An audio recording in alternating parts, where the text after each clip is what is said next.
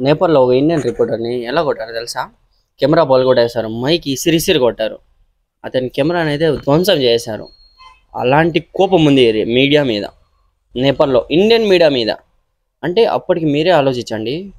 Media వాళ్ళ మీద అంత కోపం చూపించాలనుకుంటున్నారంటే ఒక మెయిన్ విషయం అయితే ఫోకస్ చేయాలి.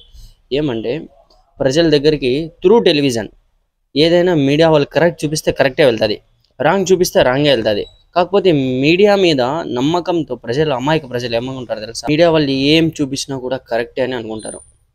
ఇది అమాయక ప్రజల యొక్క మంచితనం అనాలో లేదంటే మూర్ఖత్వం అనాలో నాకైతే అస్సలు అర్థం కావడం లేదు.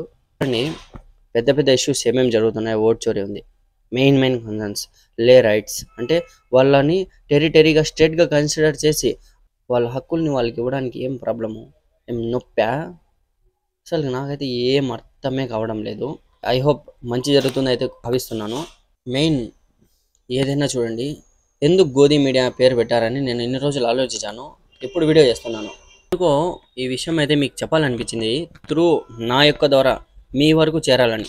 ఇప్పుడు మన ఏవేవైతే మన మెయిన్ స్ట్రీమ్ మీడియా ఉందో ఏవైనా కూడా కానివ్వండి, ఇండియన్ న్యూస్ ఛానల్స్ ఏది కూడా కరెక్ట్ చూపించడం లేదు. ఏదైతే అస్సలు విషయం మెయిన్ టాపిక్ మన ఇండియాలో ప్రజలకి చేరవేయాలో అది వాళ్ళు చేరవేయడం లేదు. దొంగ కొడుకులు అందరూ అమ్ముడు పోయారండి. మనము ఏదైనా నమ్ముతామంటే అది వార్తల్లో వచ్చిందంటే అది నిజమని నమ్ముతాం. చిన్నప్పటి నుంచి ఇది నా యొక్క భావన. దొంగ కొడుకులు మీడియా వాళ్ళు ఇలా చేస్తుంటే చాలా బాధగా ఉందన్నమాట. ఎందుకంటే ఏదైనా కూడా చూడండి, ఒక పెద్దలు అనేవాళ్ళు వార్తలు ఆన్ చేస్తూ ఉంటారు. నాకు బాగా గుర్తుంది, చిన్నప్పుడు మా తాత అనేది టీవీ ఆన్ చేసేవాడు. ఆన్ చేసి పొద్దున్న నుంచి సాయంత్రం వరకు ఎక్కువ ఆయన ఏదైనా వాచ్ చేస్తాడంటే అది వార్తలు ఒక్కడే. ఎందుకంటే ఏం జరుగుతుంది మన భారతదేశంలో, ప్రపంచ నలుమూలలో ఏం జరుగుతుందని పెద్దలు ఏం భావిస్తారు, మీడియా ద్వారా ఏమొస్తుందో అదే కరెక్ట్ అనుకుంటారు. ఇది అమ్ముడుకు పోయిన ఫ్రాడ్ మీడియా, కరప్టెడ్ మీడియా ఏదైతే, అసలు విషయం ఏంది, ఓట్ చోరీ ఉంది. మన డెవలప్మెంట్ ఏమన్నా జరుగుతుందా? మన ఇండియన్స్ ఎంతమందిని తరిమి కొడుతున్నారు, వీసాస్ రేట్స్ పెంచేశారు. ఎన్ని రీజన్స్ ఉన్నాయి.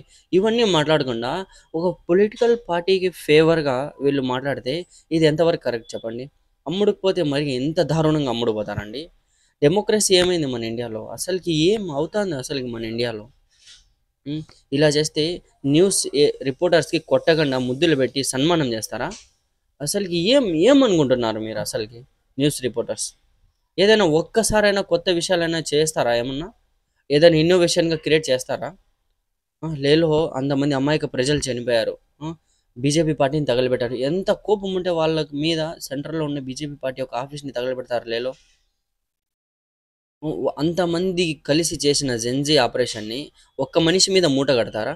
అతను టెర్రరిస్ట్ అంటారా మీరు? ఏమండి మీరు చేసే పనులు? అసలుకి మీరు ఏం చేయాలనుకుంటున్నారు చెప్పండి అసలుకి? ఎప్పటికైనా చూడండి, ఉన్నది ఉన్నట్టుగా ఫ్యాక్ట్ చెప్పండి. ఈ ఈ తరం మీరుంటారు, తర్వాత మీరు చనిపోతారు, మీ పిల్లలైనా మిమ్మల్ని తిట్టుకుంటారు చెప్తున్నాను. అలాంటి దుర్మార్గం పనులు చేయొద్దండి మీరు. నేనైతే ఈ వీడియో ద్వారా నేను మీకు ఒక్క విషయం అయితే చేరవేయాలనుకుంటున్నాను. మన న్యూస్ ఛానల్స్ అయితే ఫుల్గా కరప్ట్ అయిపోయినాయి. అన్నీ వాళ్ళు చెప్పేది నిజమైతే మీరు నమ్మకండి. ఇది టోటలీ న్యూస్ ఛానల్స్ అమ్ముడుకుపోయాయి, కరప్ట్ అయిపోయాయి. నేనైతే ఇదే మీకు చెప్పాలనుకుంటున్నాను. తర్వాత ఇంకో విషయం ఏమంటే, ఏదైనా కూడా సరే డీప్ రీసెర్చ్ చేస్తే మీకు తెలుస్తుంది. అయినా అంత టైం లేనప్పుడు నా యొక్క వీడియోస్ని ఫాలో అవ్వండి. నేను మీ దగ్గరికి సరైన ఇన్ఫర్మేషన్ని సరైన సమయంలో చేరవేస్తాను.